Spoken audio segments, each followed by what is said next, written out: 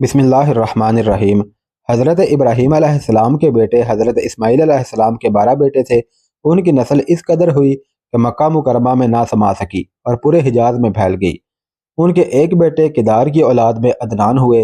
अदनान के बेटे माद और पोते का नाम निज़ार था। निज़ार के 4 बेटे थे।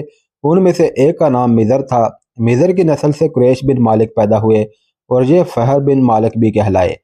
कुरैश की औलाद बहुत हुई। उनकी औलाद मुख्तलिफ कबीलों में बट गई। उनकी औलाद से कसई ने इक़्तिदार हासिल किया। कसई के आगे 3 बेटे हुए। उनमें से एक अब्द मनाफ थे, जिनकी अगली नस्ल में हाशिम पैदा हुए। हाशिम ने मदीना के एक सरदार की लड़की से शादी की। उनके यहाँ एक लड़का पैदा हुआ। उसका नाम शेबा रखा गया। ये पैदा ही हुआ था कि हाशिम का इंतकाल हो गया। उनके भाई मुतलिब मक्का के हाकिम बने।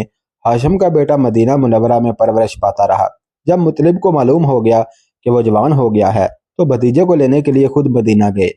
उसे लेकर मक्का मुकरमा पहुंचे तो लोगों ने ख्याल किया यह नौजवान उनका गुलाम है। मुतलिब ने लोगों को बताया ये हाशिम का बेटा और मेरा भतीजा है। इसके बावजूद लोगों ने उसे मुतलिब का गुलाम ही कहना शुरू कर दिया। इस तरह शैबा को अब्दुल मुतलिब कहा जाने लगा। उन्हीं अब्दुल मुतलिब के यहाँ अबू तालब, हमजा, अब्बास, अब्दुल्ला, अबू लहब, हारिस, जुबैर, दरार और अब्दुर्रहमान पैदा हुए। उनके बेटे अब्दुल्ला से हमारे नबी हज़रत मोहम्मद सल्लल्लाहु अलैहि वसल्लम पैदा हुए।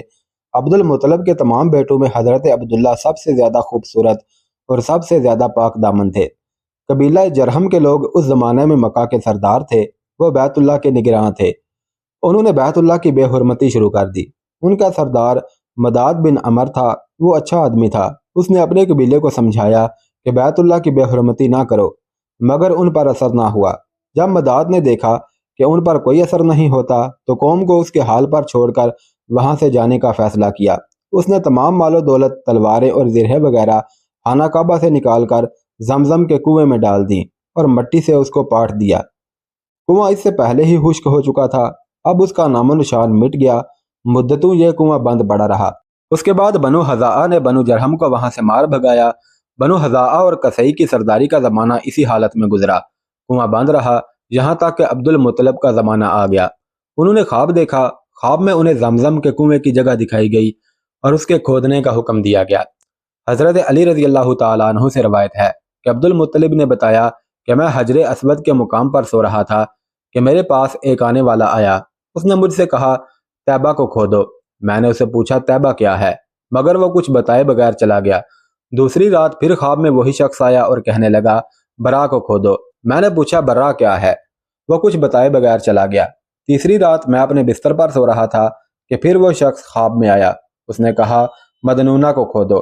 मैंने पूछा मदनूना क्या है, फिर वो बताए बगैर चला गया। उससे अगली रात मैं फिर बिस्तर पर सो रहा था कि वही शख्स फिर आया और बोला जमजम खोदो। मैंने उससे पूछा जमजम क्या है। इस बार उसने कहा जमजम वो है जिसका पानी कभी खत्म नहीं होता, जो हाजियों के बड़े बड़े मजमुओं को सैराब करता है। अब्दुल मुतलिब कहते हैं मैंने उससे पूछा यह कुआं किस जगह है। उसने बताया जहां गंदगी और खून पड़ा है और कौवा ठूंगे मार रहा है।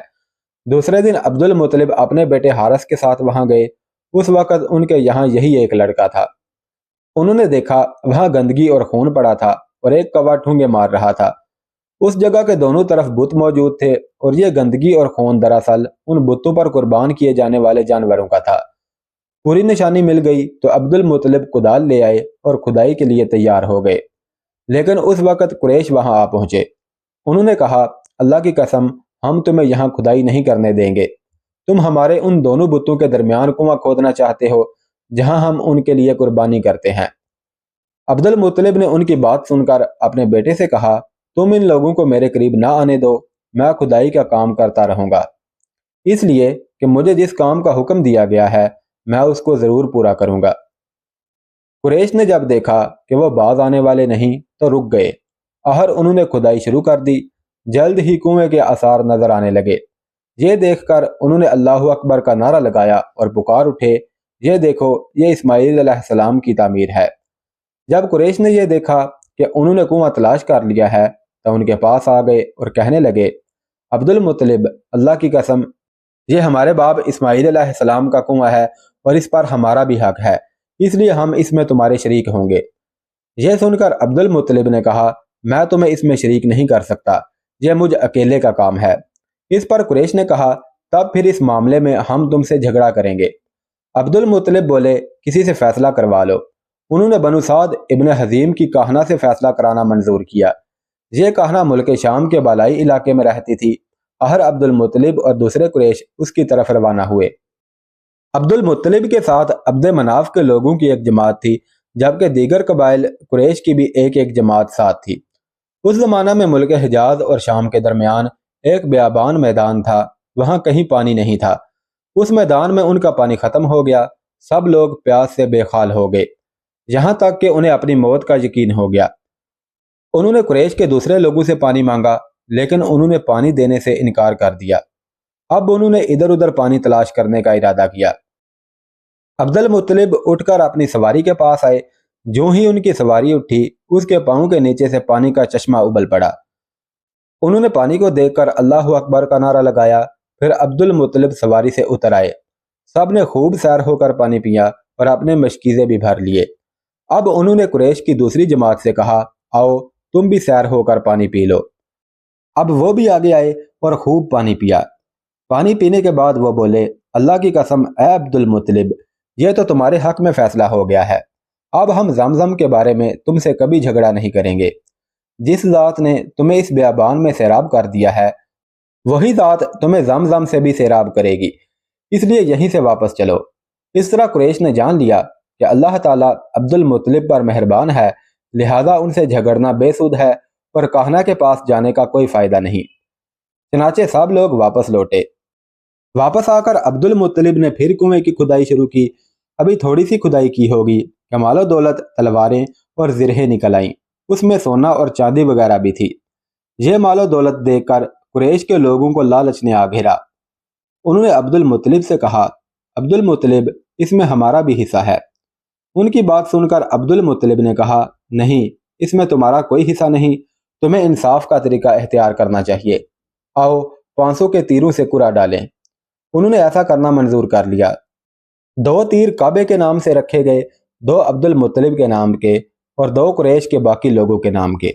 پانسا پھینکا گیا تو مال اور دولت کعبے کے نام نکلا، تلواریں اور زرہیں عبد المطلب کے نام، اور قریشیوں کے نام کے جو تیر تھے وہ کسی چیز پر نہ نکلے۔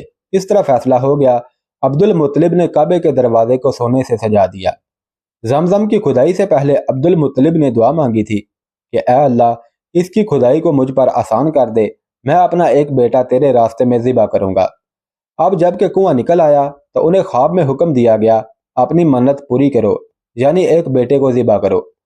عبد المطلب کو یہ حکم اس وقت دیا گیا جب وہ اپنی منت بھول چکے تھے۔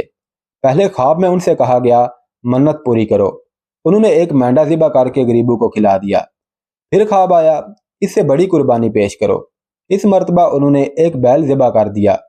خواب میں پھر یہی کہا گیا اس سے بھی بڑی قربانی پیش کرو۔ اب انہوں نے اونٹ ذبح کیا۔ پھر خواب آیا اس سے بھی بڑی قربانی پیش کرو۔ انہوں نے پوچھا اس سے بھی بڑی چیز کیا ہے؟ تب کہا گیا اپنے بیٹوں میں سے کسی کو ذبح کرو جیسا کہ تم نے منت مانی تھی۔ اب انہیں اپنی منت یاد آئی، اپنے بیٹوں کو جمع کیا، ان سے منت کا ذکر کیا۔ سب کے سر جھک گئے، کون خود کو ذبح کرواتا؟ آخر عبداللہ بولے ابا جان آپ مجھے ذبح کر دیں۔ یہ سب سے چھوٹے تھے، سب سے خوبصورت تھے، سب سے زیادہ محبت بھی عبد المطلب کو انہی سے تھی، لہذا انہوں نے قرعہ اندازی کرنے کا ارادہ کیا۔ تمام بیٹوں کے نام لکھ کر قرعہ ڈالا گیا، عبداللہ کا نام نکلا۔ اب انہوں نے چھری لی، عبداللہ کو بازو سے پکڑا اور انہیں ذبح کرنے کے لیے نیچے لٹا دیا۔ جو ہی باپ نے بیٹے کو لٹایا، عباس سے ضبط نہ ہو سکا، فوراً آگے بڑھے اور بھائی کو کھینچ لیا۔ اس وقت یہ خود بھی چھوٹے سے تھے۔ ادھر باپ نے عبداللہ کو کھینچا۔ اس کھینچا تانی میں عبداللہ کے چہرے پر خراشیں بھی آئیں، ان خراشوں کے نشانات مرتے دم تک باقی رہے۔ اسی دوران بنو مخزوم کے لوگ آ گئے۔ انہوں نے کہا آپ اس طرح بیٹے کو ذبح نہ کریں، اس کی ماں کی زندگی خراب ہو جائے گی، اپنے رب کو راضی کرنے کے لیے بیٹے کا فدیہ دے دیں۔ اب سوال یہ تھا کہ فدیہ کیا ادا کیا جائے۔ اس کی ترکیب یہ بتائی گئی کہ کاغذ کے ایک ٹکڑے پر 10 اونٹ لکھے جائیں، دوسرے پر عبداللہ کا نام لکھا جائے۔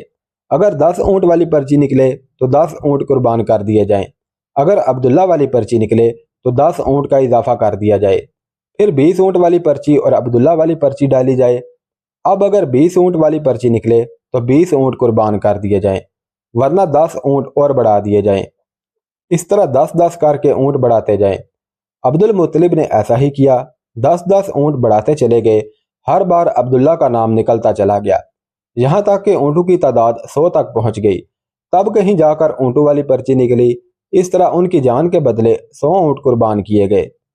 عبد المطلب کو اب پورا اطمینان ہو گیا کہ اللہ تعالیٰ نے عبداللہ کے بدلے 100 اونٹوں کی قربانی منظور کر لی ہے۔ انہوں نے کعبے کے پاس 100 اونٹ قربان کیے اور کسی کو کھانے سے نہ روکا۔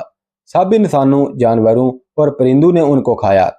امام ظہری کہتے ہیں کہ عبد المطلب پہلے آدمی ہیں جنہوں نے آدمی کی جان کی قیمت 100 اونٹ دینے کا طریقہ شروع کیا۔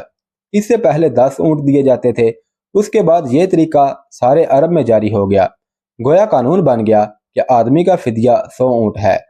نبی کریم صلی اللہ علیہ وسلم کے سامنے جب یہ ذکر کیا گیا تو آپ نے اس فدیہ کی تصدیق فرمائی، یعنی فرمایا کہ یہ درست ہے، اور اسی بنیاد پر نبی کریم صلی اللہ علیہ وسلم فرماتے ہیں، میں 2 ذبیح ہوں، یعنی حضرت اسماعیل علیہ السلام اور حضرت عبداللہ کی اولاد ہوں۔ حضرت عبداللہ قریش میں سب سے زیادہ حسین تھے، ان کا چہرہ روشن ستارے کی مانند تھا۔ قریش کی بہت سی لڑکیاں ان سے شادی کرنا چاہتی تھیں، مگر حضرت عبداللہ کی حضرت آمنہ سے شادی ہوئی۔ حضرت آمنہ وہب بن عبد مناف بن زہرہ کی بیٹی تھی۔ شادی کے وقت حضرت عبداللہ کی عمر 18 سال تھی۔ یہ شادی کے لیے اپنے والد کے ساتھ جا رہے تھے۔ راستے میں ایک عورت کعبہ کے پاس بیٹھی نظر آئی۔ یہ عورت ورقہ بن نوفل کی بہن تھی۔ ورقہ بن نوفل قریش کے ایک بڑے عالم تھے۔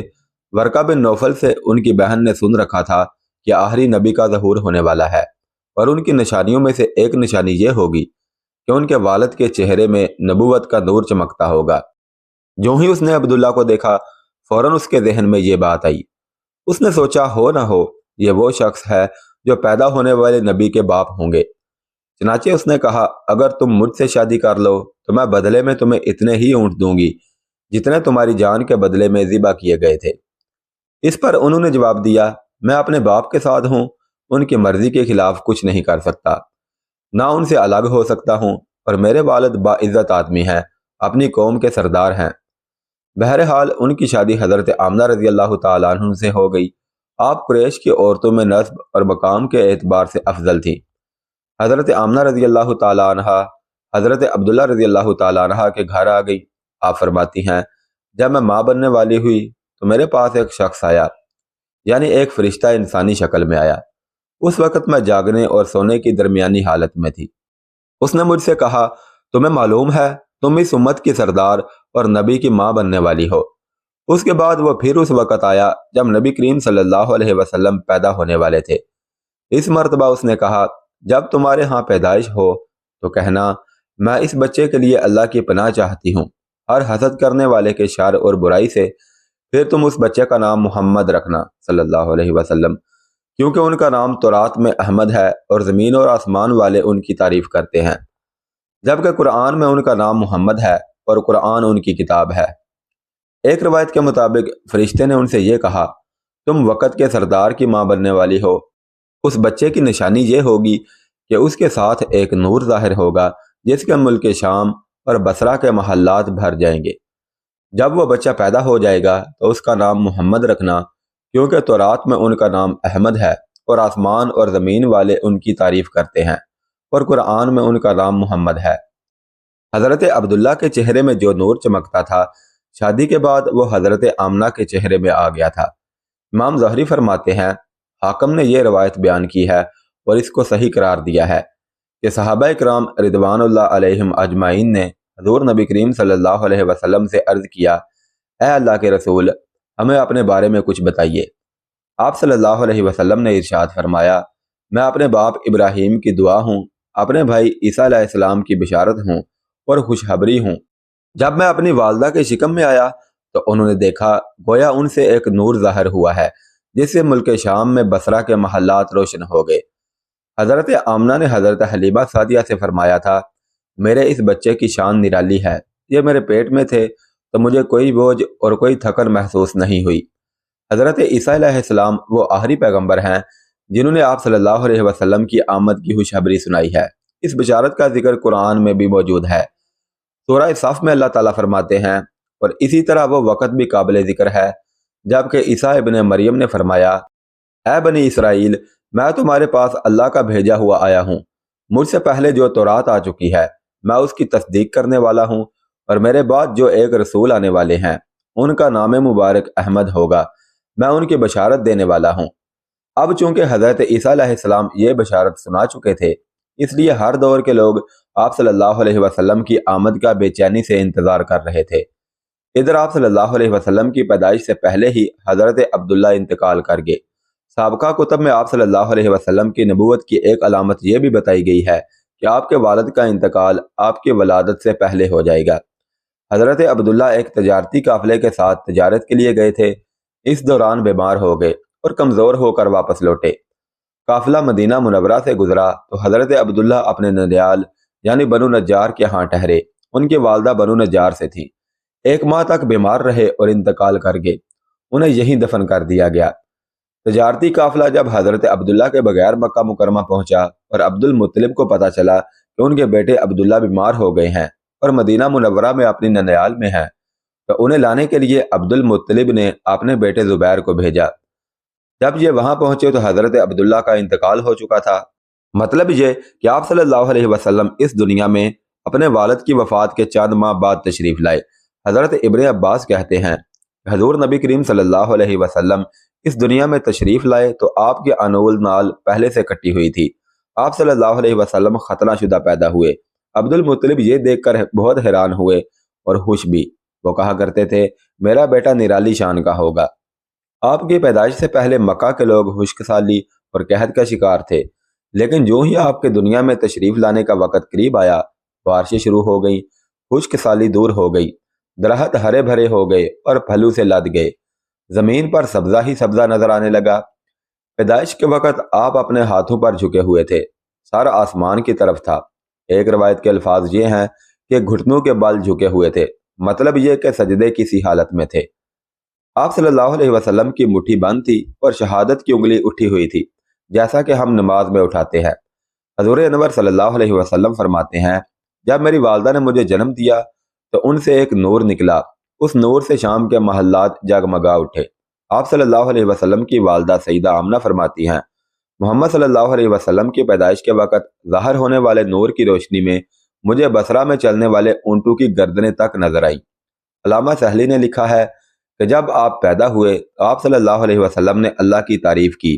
ایک روایت میں یہ الفاظ آئے ہیں، اللہ اکبر کبیرہ والحمد للہ کثیرہ سبحان اللہ بکرۃ و اصیلا، یعنی اللہ تعالیٰ سب سے بڑا ہے، اللہ تعالیٰ کی بے حد تعریف ہے اور میں صبح و شام اللہ کی پاکی بیان کرتا ہوں۔